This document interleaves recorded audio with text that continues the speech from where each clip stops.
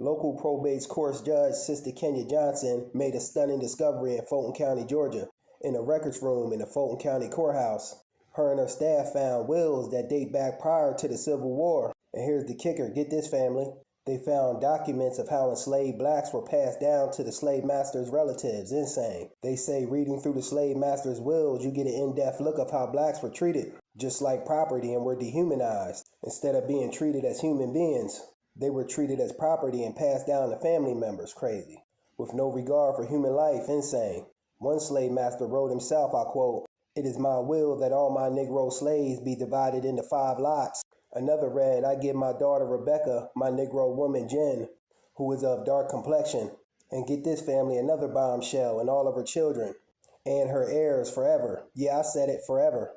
Crazy how black folks were treated less than animals during this time period.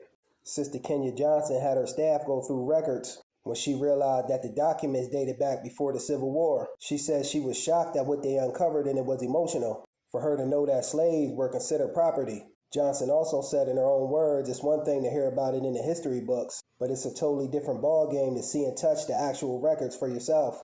One will caught the judge and her staff by surprise. One slave owner wanted upon his death his more than 30 slaves to be paid and sent back to Africa. I quote him saying, when they start to Liberia, in the event I die before they start to Liberia, give them $100 each. Still a devil in my book. No matter how they try to dress it up and saying that they sending them back with pay. Why enslave people based off of skin color in the first place? This whole story is a testament in my book of why black Americans, descendants of slaves, need reparations paid for the atrocities done to our ancestors. Point blank, period.